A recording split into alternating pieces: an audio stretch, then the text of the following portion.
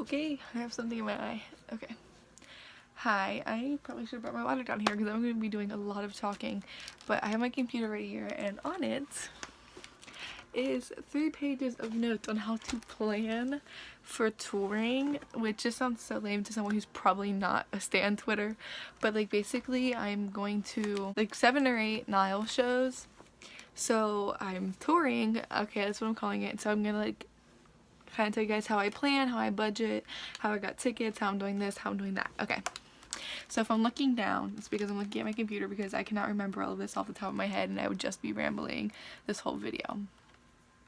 So basically, to start, once the artist comes out with tour dates, if you choose to go to more than one show, make sure, this is the most important thing, make sure you have enough travel time in between the shows. So say you have a show in one place one day and then there's a day off and then you have a show in the next place 10 hours away the next day. It's really not a lot of traveling time, but it's doable, but just make sure you'll be able to get to the next show on time, basically.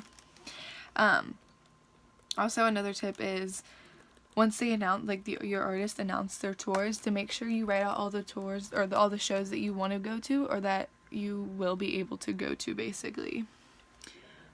So that way when the tickets come out, you don't have to be like, oh, like what shows did I want to go to, what's this, because like when tickets come out it's a little stressful, so you kind of forget sometimes. I literally look like a rat, like I haven't left my bed all day. It's fine, it's my off day, it's fine. Okay, I lost where I was on this. Also, just a reminder, when the artist released tickets for the tour, you do not have to buy every single show you want to go to this day. I'm going to 8 of these shows and I have tickets to 2, technically 3 shows. So I still haven't bought all my tickets. You can wait. They're typically extra tickets, and if not, resale tickets are always typically available. And also just a pro tip, they release more tickets on the day of the show. I went to 3 Nile concerts this past November. Okay, and 2 of the shows I went to, I upgraded tickets 2 hours before the show because they released more tickets around 5 p.m. the day of the concert and on Ticketmaster, and I upgraded my tickets each day. So that's a pro tip, because I wouldn't recommend going all the way to these places though without tickets. So I'm laying in bed editing and I realized that I forgot to say that I know when artists release tour dates and then they don't really give you that much time in between when they release tour dates and when the tickets go on sale. So typically I try to have at least $300 saved up, and like that's kind of just what I do. I know a lot of people can't do that, but that's just what I do to help me be ready for when my favorite artist releases their tickets. If you choose a city that you have to fly to, try using like cheaper airlines, like because like Frontier, Spirit, Allegiant, like all of those are pretty cheap airlines. They can get you somewhere for very dirt cheap. There's probably a lot of other airlines that I'm not even aware of. I just know that these fly out of my airport, so these are the ones I'm aware of. Actually, I don't even think Spirit does, but Spirit is pretty popular. Even Southwest, stuff like that, like they all fly pretty damn cheap. So, let's see, what else? How to save for travel and stuff. So, I'm a server, so every single tip that I make while I'm serving, I come home and I put it in this jar right here, which I have dipped into it before, but right now there's about $700 in here. Balling, don't. There's my $3 jar. There would be $703 if I spent $3 on this jar. No, I'm just kidding. And then I always find it, like, because if I were to keep all of this in my wallet, it would be gone. So I find it good that if I keep all of this at home, it's a lot harder, like, because, like, I'm like, oh no, like, when I'm going out, I'm like, oh no, I don't want to spend my money. But if I would have this in my wallet, I'd be like, yeah, I can spend it, like, whatever. So if you don't have the self-control that I do, which I really don't have the self-control, but I'm really good about it because I know I need to save my money, you can get like a piggy bank, and I know some of them have that thing that's where you take it off, just glue that shut, and then just have the slot where you put the money in, and then when you need to get the money out, you just break it. It's a really good tip. Also, you have to budget. So like, say, since I'm a server, I get really small paychecks because I only make $4 an hour because I do get tips, and so I make about $200 a paycheck to $100 to $200 a paycheck depending on how many tips I got and how much I worked.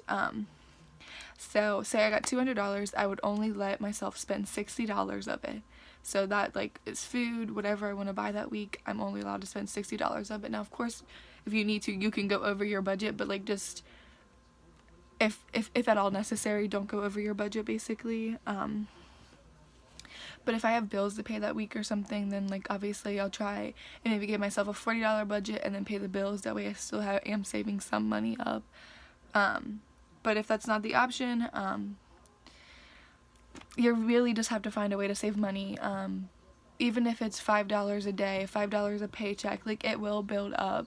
It's just going to take a lot longer depending on how much money you actually put into it. So you could literally save $1 a day, and it would take a while to save up money, but you would still save money. You just have to do it for longer, if that makes sense. Like, I can save a good amount of money in a couple months because I just put everything that I get away. But if you can't do that, you can just save little amounts like for a long period of time. Also, if you don't get tips like I do and like just get checks sent straight to your bank account, I recommend taking the money that you don't want to spend out and putting that away. So also, a good thing to do is make a goal of how much money you want to save up. So with me on this trip and all these places I'm going, this is without tickets, hotels, and like travel needs. I want to bring $2,000 so I can have food. If I want to upgrade my tickets, I can. If I want to buy stuff wherever I go, like Colorado, Florida, whatever, if I want to buy stuff when I'm there, I have the money to do it. And I'm about halfway to hitting my goal, obviously, because I have about $700. And after I hit my goal, even though I hit it, I'm still going to continue to put money in my jar because I want to have the extra money in case I need it. Also, this is really working out in my favor because I'm about to get my income taxes and I'm about to get $1,000, and I owe people some money, so I'm going to give them their money, and then like I'm going to buy tickets that I need and flights that I need with the rest of my money. So this is really working out in my favor right now. Ticket buying. So I think I kind of covered the whole planning and saving and budgeting. I hope. I don't know. This video is already 7 minutes long, so anyways, ticket buying if needed. I know a lot of these artists now are doing the fan verified.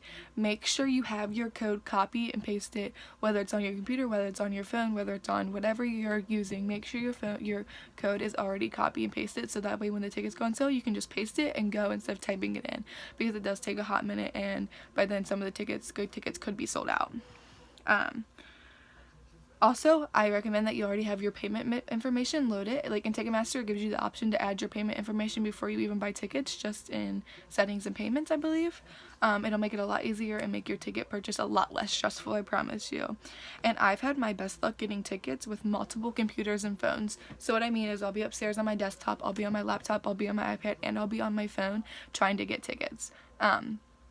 It helps if you have friends that'll help you. Like my mom always helps and stuff sometimes, and like stuff like that. So it helps if you have friends, but honestly, I always make sure I'm at least on a phone and a computer, because sometimes better tickets pop up, load faster on the phone or load faster on the computer. So you never know. So I'm always making sure I'm on both. You have a really good chance of getting tickets the more devices you use. Okay, so this video isn't going to be as long as I thought it was, I guess. Also, this is a pro tip. Don't take more days off. Say, if you have breaks in between your shows, don't take big amounts of time off work, because you want to continue to work add up money. Even if it's just a little bit of money, it really does go a long way. So now I have a list of all the shows I'm going to and the dates and what days I requested off.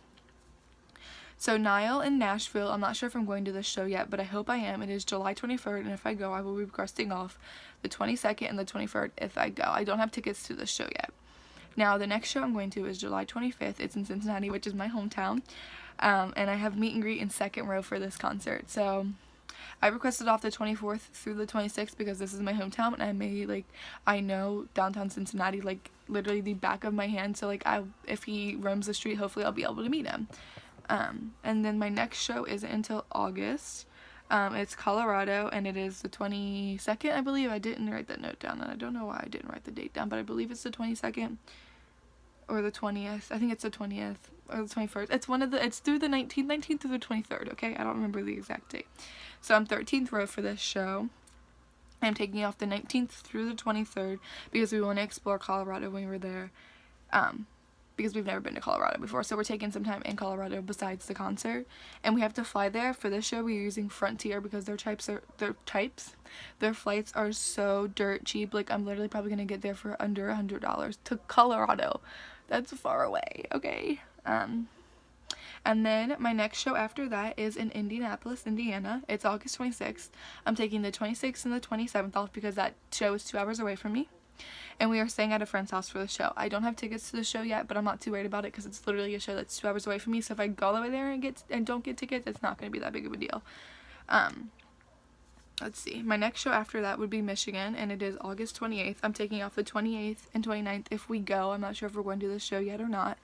If we need a hotel, we need a hotel for this. It's probably gonna be about $100. That's usually what a typical hotel for a night is, and we'd only need it for a night. And if not, we can also do Airbnb, and it's 2 of us going, so it would only be $50 each if the hotel is $100 a night, which a typical night in a hotel is.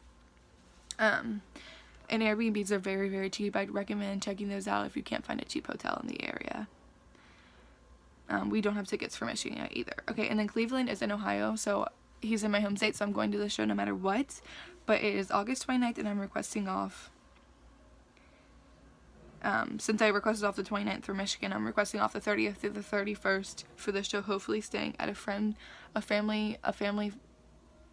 my cousin's house. And if not, we will just buy a hotel or Airbnb, again, for $50 each. The last show I'm going to is Niall's show in West Palm Beach, Florida. It is September 23rd, and it is 4 days before my birthday, and I had a bad day at work yesterday, so I impulsively bought soundcheck tickets to this. I don't even have tickets to the show yet, and I have a soundcheck ticket, and you can't get into soundcheck without a ticket to the show. But it was $150.